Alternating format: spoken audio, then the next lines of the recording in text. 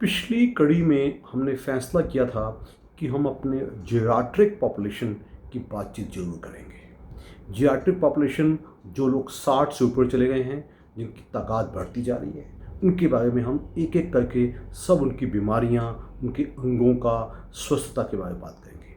अभी तक आपने मेरा यूट्यूब हेल्थ चैनल घर का डॉक्टर जानकारी ही जीवन है आपने लाइक, शेयर या सब्सक्राइब नहीं किया है तो अवश्य कीजिएगा और साथ में बेल आइकन जरूर दबाइएगा ताकि आपको जब भी मैं ऐसी बातचीत करूं आपको नोटिस मिल जाए।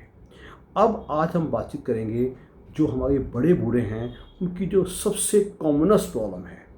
कॉमनस्ट प्रॉब्लम्स बड़े बूढ़ों की हमेशा पेट की आती है। कुछ कहेंगे डॉक्टर साहब हमें भूख नहीं लगती, कुछ कहेंगे डॉक्टर साहब मेरा खाना पचता नहीं है, खाना पेट पे ऊपर पड़ा जाता है, कुछ कहेंगे डॉक्टर साहब मुझे पॉटी खुल के नहीं आती है, कुछ कहेंगे मुझे 3-3 4-4 दिन पॉटी आती ही नहीं है, कुछ कहेंगे कि हमें पॉटी आती नहीं है तो नहीं आती है तो लूज़ हो जाती है। इसके लिए क्या मिनिमम टेस्ट हम करवा लें जिससे हमारी स्वस्थता पता चलाए। हर बड़े बूढ़े के लिए मैं समझता हूँ एक हेल्थ पैकेज आप अपना 60 ईयर्स के आसपास जरूर लीजिएगा, जिसमें आपकी पूरी बॉडी का जनरल चेकअप हो जाए। आपकी हीमोग्लोबिन, आपके ब्लड काउंट्स, आपके लिपिड प्रोफाइल, आपका लिवर फंक्शन टेस्ट, आपका किडनी फंक्शन टेस्ट, आपका ब्लड शुगर, आपका 3 महीने का ब्लड शुगर HbA1c, आपका आयरन स्टडीज़, आपका यूरिन मोस्ट इम्पॉर्टेंट, और प्लस कुछ एसेंशियल विटामिन्स जिसमें फॉलिक एसिड भी आता है, विटामिन D3 भी आता है, जिसमें सीरम होमोसिस्टिन भी आता है और विटामिन B12 भी आता है। ये कई कंपनियां एक बहुत पैकेज टाइप में बेचती हैं। एक बार आप करवा लीजिए, साल में 2 साल बाद आप बेफिक्र रहेंगे कि आपको कोई बड़ी आंच नहीं आने वाली है। जिनकी कोई पुरानी हार्ट की हिस्ट्री हो वो अपना ECG और इकोकार्डियोग्राम भी जरूर करवाएं। अगर आप करवा सकें तो पेट का एक अल्ट्रासाउंड जो आपकी लिवर और किडनीज को देखने के लिए, और एक और बड़ी बीमारी जो पेट में साथ में होती है वो होती है बूढ़े लोगों की गत्तूत की प्रॉब्लम और प्रोस्टेट की प्रॉब्लम। और महिलाओं में उनका यूट्रस, क्योंकि इस टाइम तक ज़्यादातर महिलाओं में मेनोपॉज यानी कि मेंस्ट्रुअल ब्लीडिंग बंद हो चुकी होती है, तो उससे उनका वेट भी बढ़ गया होता है और तरह तरह की हड्डियों में चेंजेस आती हैं। तो वो भी अगर एक पेट का अल्ट्रासाउंड करवा लें तो बहुत फ़ायदा होता है। अब आज मैं एसेंशियली बातें करूँगा, आदमी हो या औरत हो, उसकी digestion system, essentially alimentary canal की बातें। अत्यंत आवश्यक खाना पचाने के लिए थोड़ा बहुत चलना, मैं पहले ही बोल चुका हूँ, मूवमेंट रखो।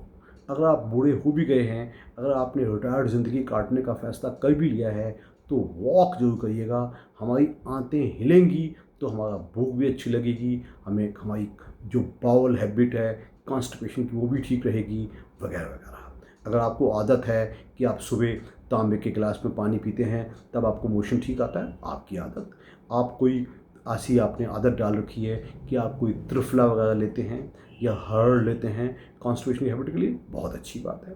अगर आप सोचते हैं कि आप पानी ही कम पीते हैं, मेक श्योर एक 60 साल के आदमी का जिसका कोई हार्ट या किडनी का या कोई फेलियर का डिसीज़ नहीं है, वो बड़े आराम से एटलीस्ट गर्मियों के मौसम में हिंदुस्तान में 3.5 लीटर के आसपास और सर्दियों में तकरीबन 2-2.5 लीटर के आसपास पानी अवश्य पिएं। चाहे आप प्लेन वाटर पिएं, चाहे आप नारियल पानी पिएं, चाहे आप नींबू का पानी पिएं। वो आजकल बहुत फैंसीफुल है, लोग तरह तरह के डिटॉक्सीफाइंग पानी पीते हैं, कोई जीर का पानी पीता है, तो ये सब आपकी पसंद के हिसाब से आप एडजस्ट कर सकती हो।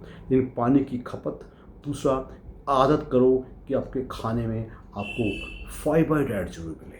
ये नहीं कि आप मैदे के आइटम में खाते रहते हैं, आप फाइबर डाइट में सैलड्स आते हैं, मूली, टमाटर, प्याज, खीरा, चुकंदर वगैरह लीजिएगा। वो एक्सट्रीमली इम्पॉर्टेंट, तीनों टाइम बराबर खाना टाइम पे लीजिएगा।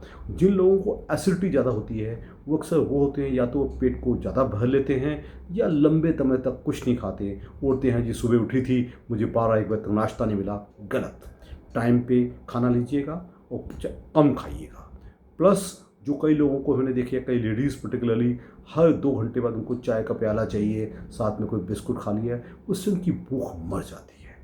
हरी सब्जियां, फलों का सेवन अपने हिसाब से जो भी आपके घर में अवेलेबल है जरूर कीजिएगा। ये कुछ बातें मैंने बताई हैं। अगली किस्त में मैं और विस्तार में एलिमेंट्री कैनाल या डाइजेस्टिव सिस्टम की बातचीत करूँगा।